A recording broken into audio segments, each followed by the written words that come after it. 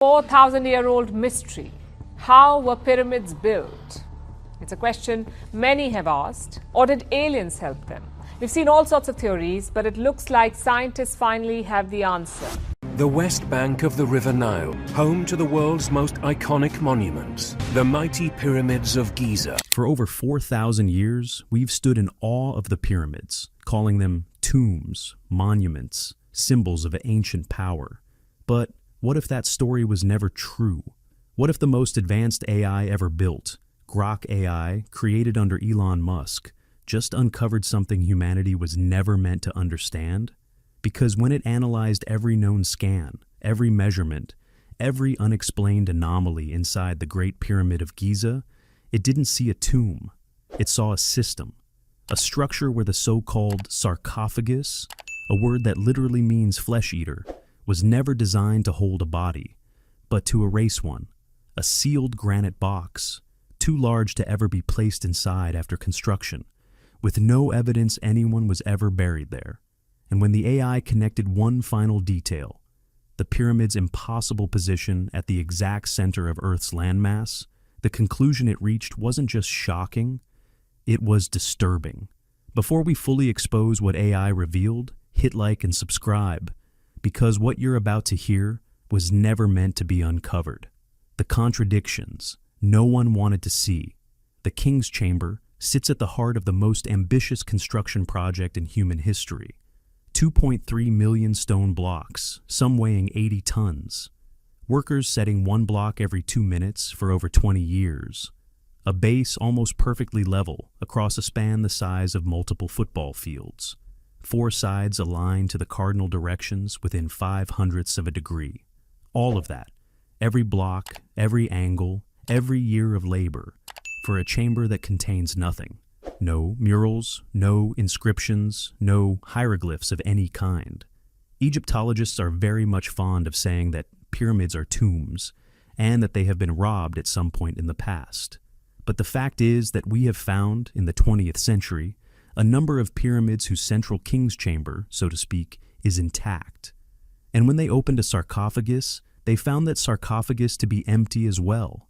Just smooth, bare granite surrounding an empty stone box that we called a sarcophagus, only because we can't imagine what else it might have been. 4,000 years of scholarship, and the best explanation anyone has offered for the most important room inside the most important building ever constructed is, we don't know. So let's call it a coffin. Now, stay with me here, because this is where the story starts to crack. Compare that chamber to every other Egyptian tomb ever found. The Valley of the Kings overflows with painted walls, golden artifacts, and mummified remains. Even minor nobles got elaborate decorations. The Egyptians buried their pharaohs with entire boats to sail through the underworld. They inscribed every surface with spells, prayers, and maps of the cosmos. They were obsessed with filling tombs with everything the dead might need in the afterlife. The chamber also contained hundreds of everyday objects that would serve the young pharaoh well in the afterlife.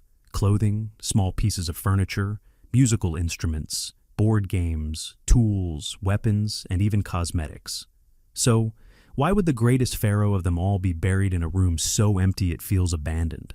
Not a single painted wall, not a single carved symbol, not a single artifact.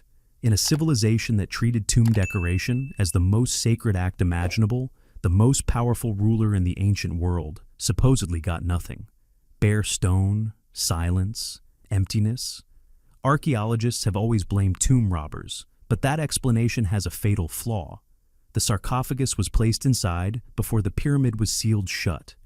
If this was a burial vault, why make it physically impossible to remove the centerpiece? And why is the box itself rough cut and unfinished? Nothing like the polished, inscribed sarcophagi found in actual Egyptian tombs. Think about that for a moment. When Egyptologist Dr. Kara Cooney at UCLA reviewed Grok's analysis of Old Kingdom burial patterns, she reportedly stopped mid-sentence, set down her notes, and sat in silence for nearly a minute before responding. The pattern was undeniable. Nearly every major pyramid from Egypt's Old Kingdom showed the same thing. Empty chambers, missing mummies, bare walls, all of them. One empty pyramid could be explained by tomb robbers. maybe two, but every single one? Grok looked at every Old Kingdom pyramid simultaneously and ran the probability. Every major pyramid robbed so thoroughly that not a single trace of burial remained. No bone fragments, no linen wrappings, no residue of canopic jars, no microscopic evidence of decomposition on the stone surfaces, while the structures themselves survived virtually intact for millennia. The numbers didn't hold up, not even close. It seems the burial chamber was completely intact. There was no way that anybody could have got in, and everything should still be in place. And it's not. It's disturbed, and there are things missing. Not by any statistical measure Grok could find. Grok flagged the simplest explanation the data supported, and it was also the most disturbing one.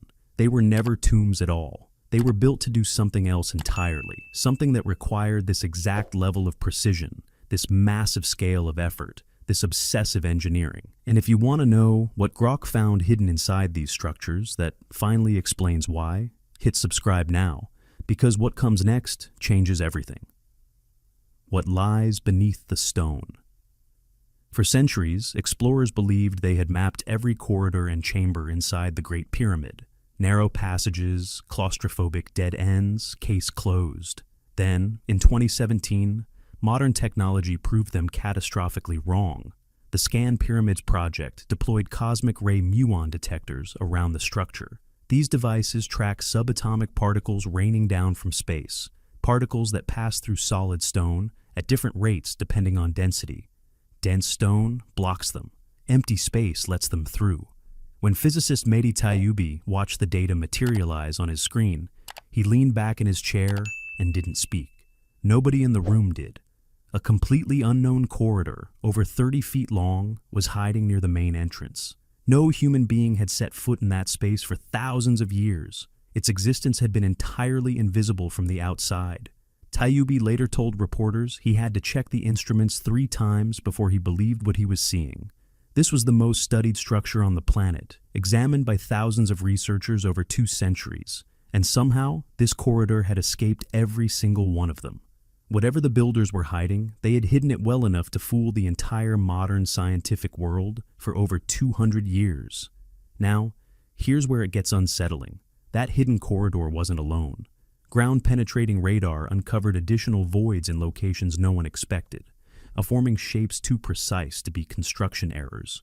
These weren't random air pockets. They were geometrically consistent, deliberately positioned, and completely invisible to everyone who had walked through those corridors for centuries. Grok cross-referenced the muon data with the positions of these hidden voids and flagged something no human team had connected. The voids were positioned exactly where they would reduce structural weight without disrupting acoustic resonance patterns inside the chambers, as if the entire interior had been tuned like an instrument. But here's the part that kept researchers up at night: the shafts. Narrow channels running through the pyramid that don't serve any ventilation purpose. Modern analysis proves they'd be completely useless for moving air.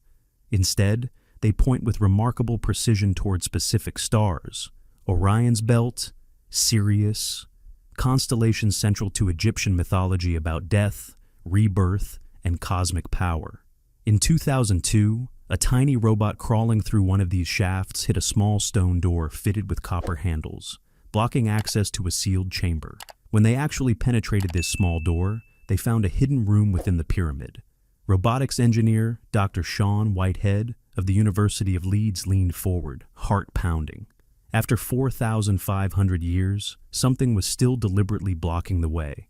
Behind that door, imaging revealed yet another sealed space beyond it, a chamber behind a chamber, as if the builders had layered their secrets intentionally, daring anyone to keep going. What was important enough to hide behind multiple sealed doors? What was dangerous enough to lock away forever? Egyptian authorities have repeatedly delayed further exploration of these sealed spaces. The official reason is protecting fragile structures. But pay attention to this next part. Grok's analysis concluded the shafts weren't air channels. They were alignment tools. The sealed doors weren't construction quirks. They were intentional components of a larger system, designed to do something very specific, something the builders went to extraordinary lengths to hide. And whatever that purpose was, it demanded a power source. The river that vanished. For centuries, the Giza Plateau seemed absurdly impractical for construction at this scale.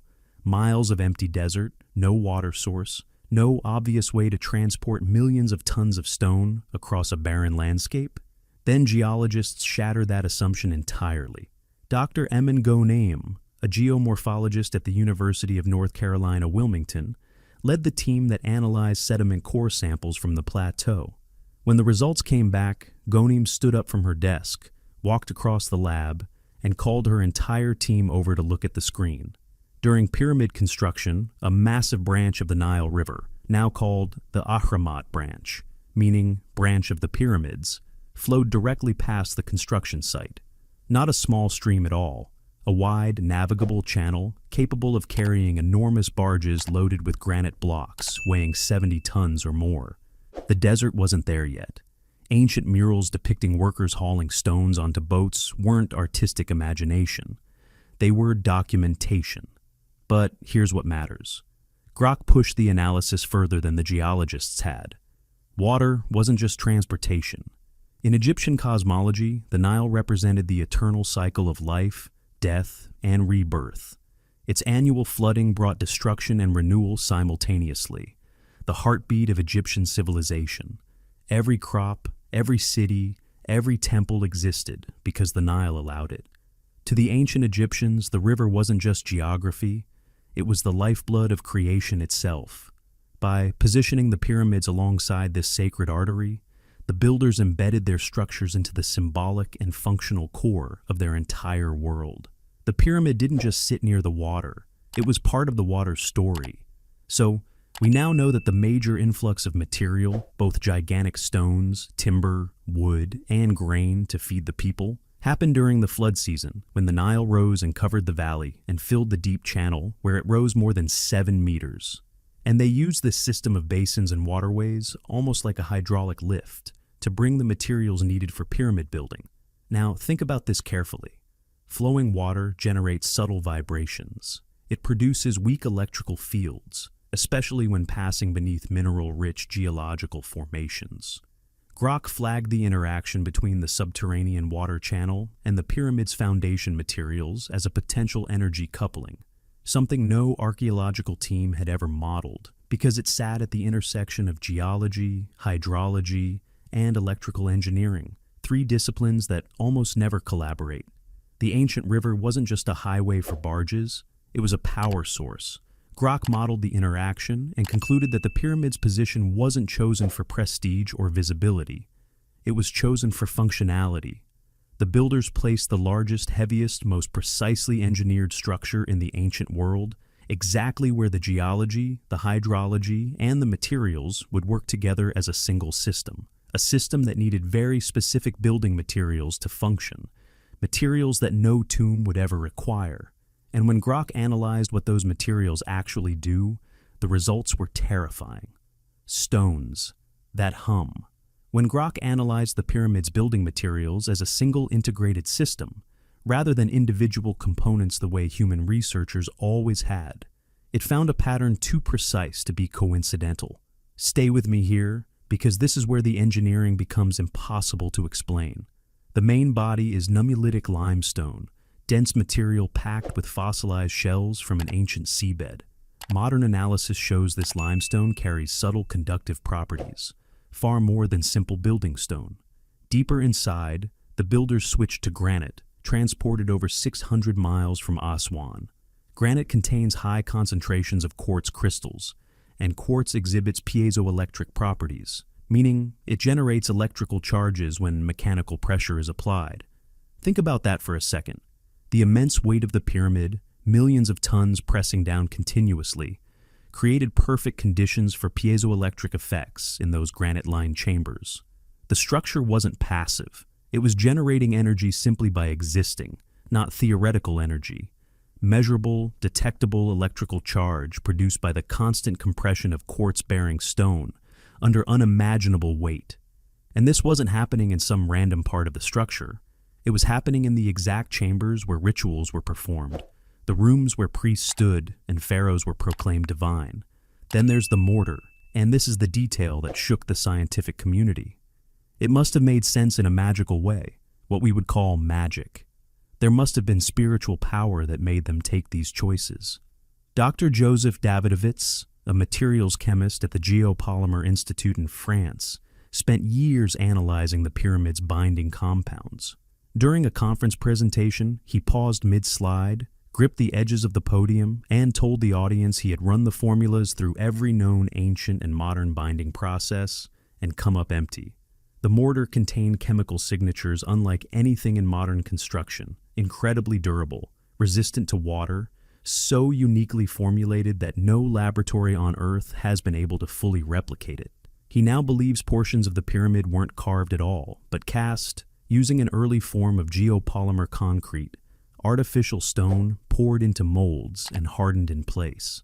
And scattered throughout specific sections, trace amounts of metals like iron and nickel were positioned almost as if deliberately placed to enhance conductivity. Not randomly distributed, placed. Grok mapped every material in the structure and modeled their combined electromagnetic and acoustic interactions. The result was unambiguous. The conductive limestone, the piezoelectric granite, the reflective Tura limestone casing that once made the pyramid glow like a star under the desert sun, so polished that early writers described it as blinding from miles away.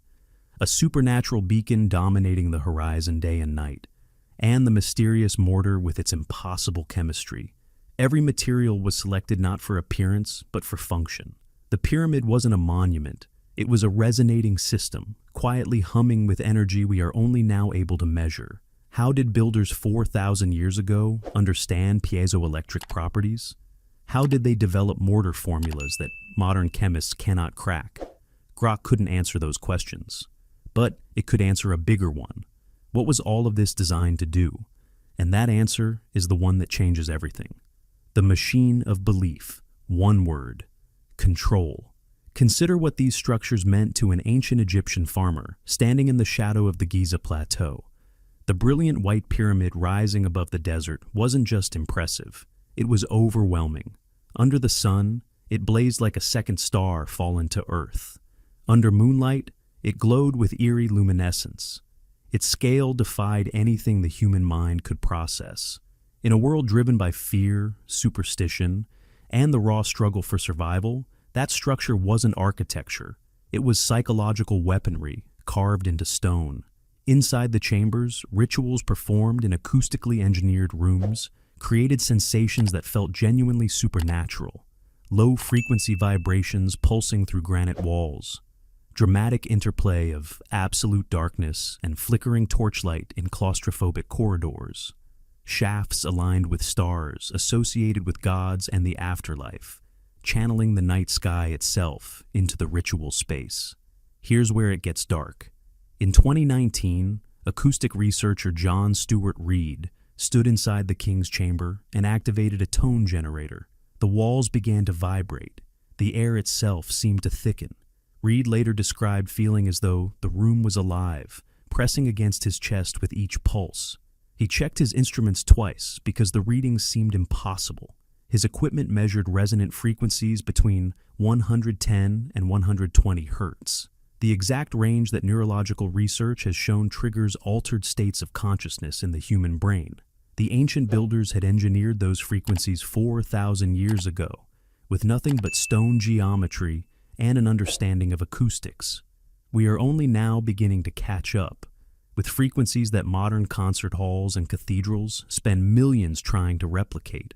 We can think of the Great Pyramid as a colossal special effect, clad in white limestone, polished smooth. But for them, such special effects were not entertainment. For them, they were religious. They were magical. Grok cross-referenced Reed's acoustic data with its structural model and confirmed what no one wanted to hear. The chamber dimensions, the granite composition, the corridor angles, none of it was incidental. The entire interior was tuned deliberately, like an instrument built to play a single devastating chord on the human nervous system. Now, imagine an ancient worker brought inside for the first time. The darkness is absolute. Then the priests begin chanting. The granite starts to hum. The air presses inward against your body. In that moment, standing in a space designed to overwhelm every human sense, there would be no room for doubt. the divine was real. The pharaoh's power was cosmic, and resistance was unthinkable. Priests standing at the center of this engineered experience could appear more than human, conduits between heaven and earth, vessels filled with cosmic power that ordinary mortals could only glimpse in terror and awe. None of this was accidental. Let that sink in. It was propaganda built from stone, mathematics, and acoustic engineering. The pyramids merged belief, authority, and natural forces into one unquestionable narrative. The pharaoh wasn't merely a king, he was the mediator of the cosmos itself. The pyramid was undeniable physical proof of his divine connection. To oppose this system wasn't opposing a government, it was challenging the fabric of the universe. For generations, this arrangement worked flawlessly. And this is the part that should unsettle you. Citizens didn't obey because they feared punishment. They obeyed because they were convinced, deep in their bones and in the trembling of their own bodies inside those humming chambers, that the cosmic order itself depended on their submission. Every harvest tithed, every war fought, every generation born into unquestioning service, all of it powered by belief manufactured inside those granite walls. The pyramid was the engine, awe was the fuel, and the pharaoh sat at the center of a machine so perfectly designed that the people powering it never once suspected they were inside it. The system was self-reinforcing. Those who entered the pyramid and felt its power became its most devoted evangelists.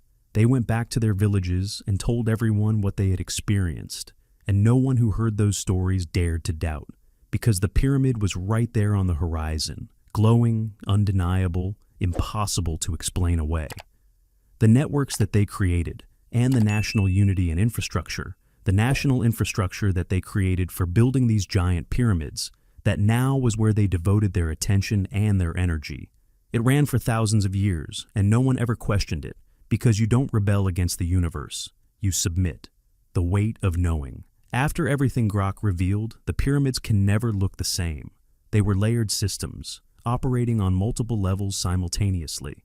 To ordinary people, overwhelming symbols of divine power, so massive and radiant they could only be the work of gods. To the priesthood, ritual machines amplifying cosmic mystery through engineered acoustics and celestial geometry.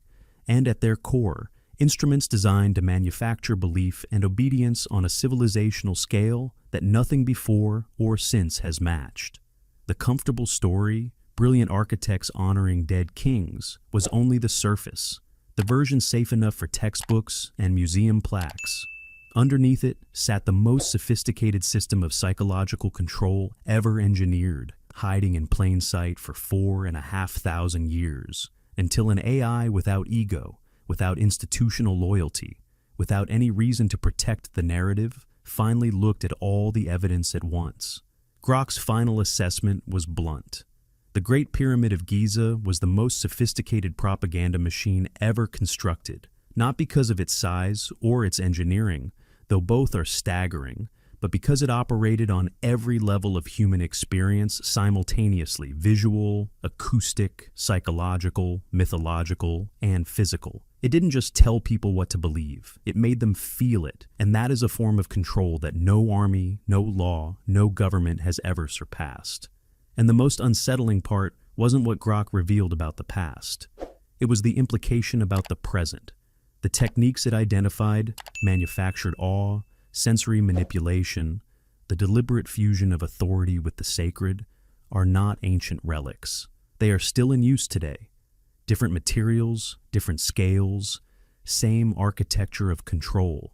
If the greatest structures in human history were machines designed to keep entire populations obedient through manufactured awe, what's doing the exact same thing to you right now? Drop your answer in the comments, like this video, subscribe, and we'll show you what else has been hiding in plain sight. We'll see you in the next one.